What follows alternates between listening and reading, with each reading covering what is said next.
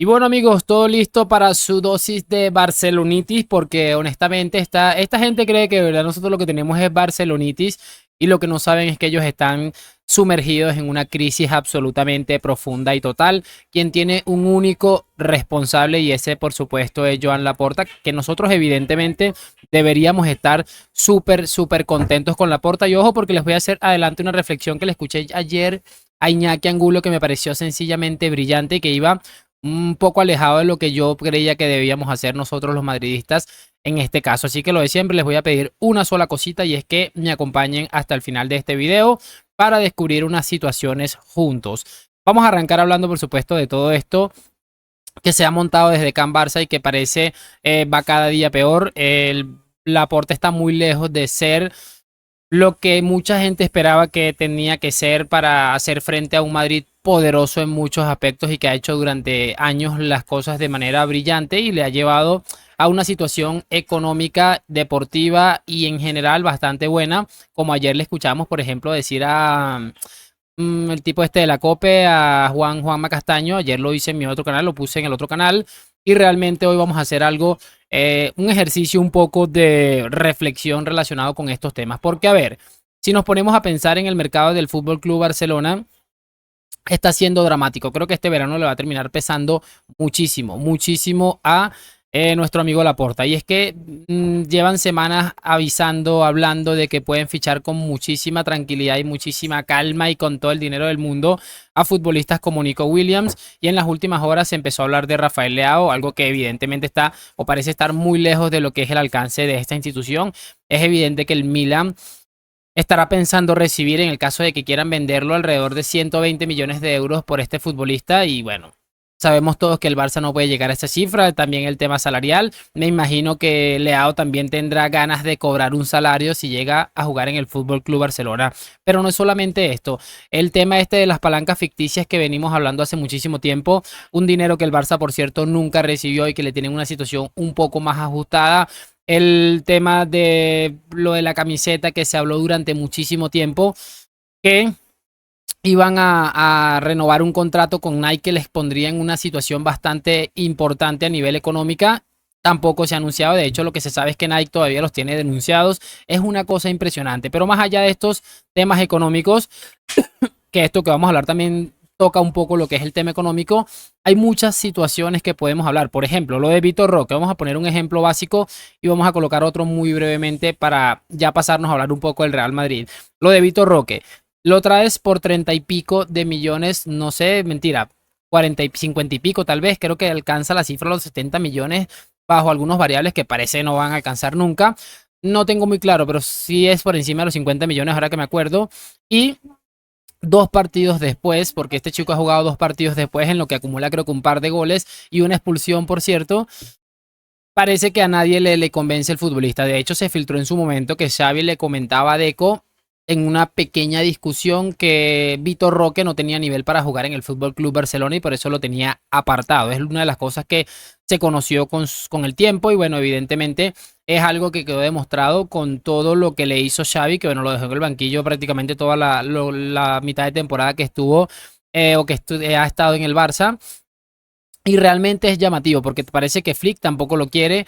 Ayer se filtró una información en la que se hablaba que un equipo, creo que era el Sporting de no sé qué, estaba a punto de ofrecer 31 millones más unos variables por el fichaje de Vitor Roque y después, muy poco tiempo después, se supo que era el Betis que se iba lanzado a por el delantero brasileño y que era una cesión sin opción a compra. Y esta gente les está vendiendo a estos pobres señores, para llamarlos con el mayor respeto posible, están creyéndose lo que les están diciendo, que el Barcelona ha preferido cederlo al Betis, un futbolista que parece que no vale para absolutamente nada, al menos en el entorno Barça, cedérselo al Betis sin opción de compra y en búsqueda de que se devalúe más en el Betis o quién sabe dónde cabe este chico y que prefirieron hacer eso que vendérselo al otro equipo, que un dinero que seguramente no les habría venido nada mal y que seguramente también a nivel salarial les hubiera servido para otras cosas. Es que es absolutamente demoledor. Todo es un chanchullo. En algún momento entenderemos qué es lo que sucede y entre esas otras cosas, qué fue lo que llevó al Barcelona a fichar a Vitor Roque, porque está clarísimo que aquí hay algo enredado más allá de lo que pasó con Hendrik y que les jodió muchísimo y trataron de tapar el sol con un dedo. Aquí hay algo que evidentemente nos están ocultando. Y otra de las cosas llamativas, operaciones llamativas que está dejando esta institución es más que claro, el tema de Ilkay Gundogan. Ilkay Gundogan llega después de venir de ganar un triplete histórico con el Manchester City, con la posibilidad de ganar un sextete, que no terminó sucediendo para el City, pero bueno, tenía la posibilidad cuando decide marcharse del City. Y tan solo una temporada después, en una temporada en la que rajó de absolutamente todo, decide marcharse. Parece que el Barcelona le estuvo presionando. Se dice que hubo una conversación con Flick, esto no está todavía confirmado, en el que le decían que no contaban con él, que es un gran futbolista, pero que el salario, que no sé qué, las maneras de esta gente de usar las cosas. Y este hombre, bueno, dice, me marcho, pero con la carta de libertad. Todo esto para intentar inscribir a Dani Olmo, un futbolista propenso a lesionarse, un futbolista que salvo la Eurocopa, como dicen por ahí, no había empatado con absolutamente nadie. Y realmente lo que está hablando, que es lo que me parece más dramático aún, es lo que dice Pedro Morata, que es un tipejo, ya lo he dicho otras veces, pero lo que está hablando Pedro Morata es que incluso con la salida de Gundogan al Manchester City, como todo parece indicar, esta gente no va a poder inscribir todavía a Dani Olmo. Es que es una situación dramática, les repito, salen de un futbolista que fue el más regular, que tuvo sus números, sus mejores números a nivel personal en toda su carrera, según tengo entendido lo que leí hace poco por allí, para inscribir a Dani Olmo, que parece llegó lesionado y que no sé qué, es que es absolutamente de loco. Esto habla de una mala gestión de una institución. Todavía nos están intentando colar que Gundogan se termina marchando es porque porque el Barça necesita de mi ayuda y soy muy culé. Vean los videos de Mr. Saitan y se van a dar cuenta.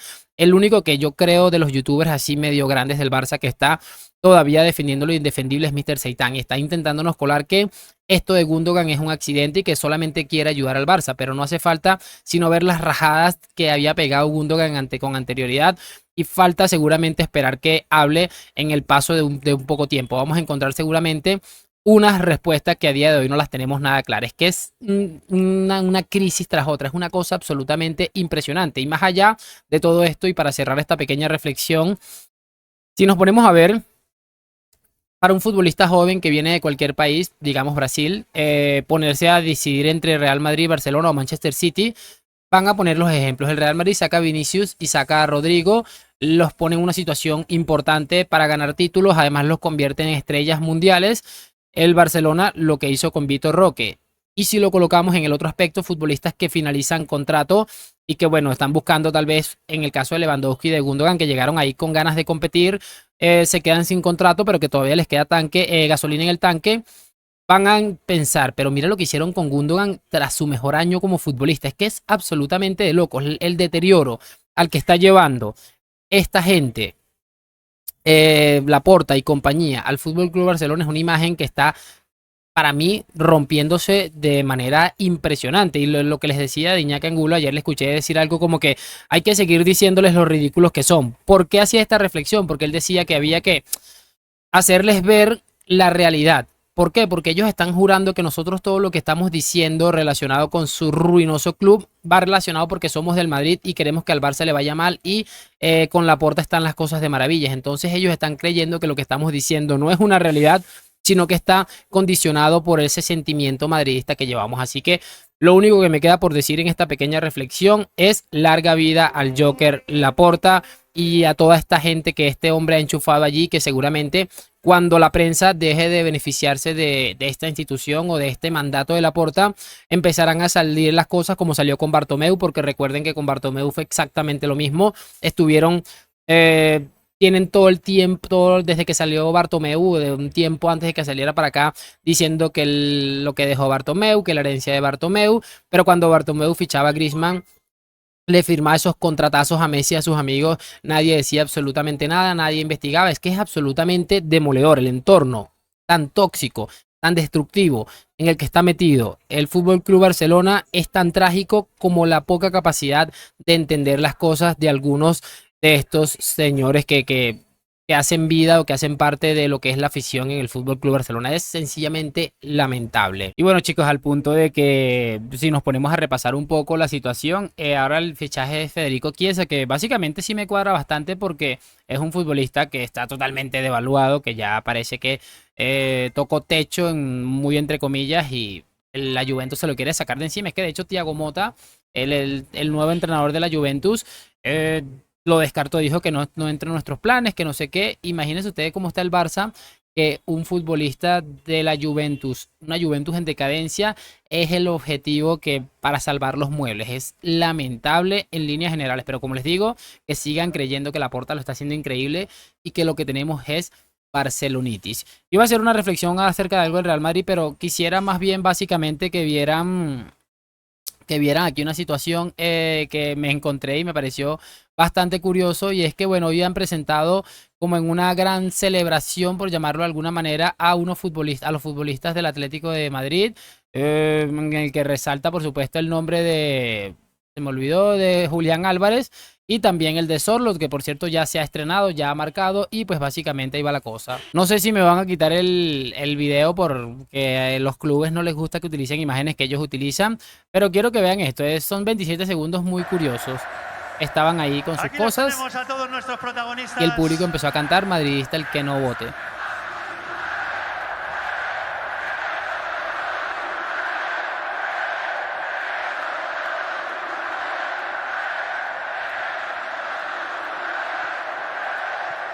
Con el calor de nuestra afición en la grada, os vamos a invitar también. Y ahí los futbolistas como que se dieron cuenta y se pusieron a brincar como unos auténticos desquiciados. Me parece bastante curioso que el día en el que presentan al que es probablemente el fichaje más ilusionante de la última década, tal vez del Atlético, no sé, la verdad no tengo ni idea, pero es un fichaje que seguramente les hará bastante ilusión. También el de Sorlo me parece una adición bastante interesante, que no creo que sea muy diferente a Morata, que seguramente cae menos en fuera de juego. Me refiero en cuanto a la trascendencia del resultado final.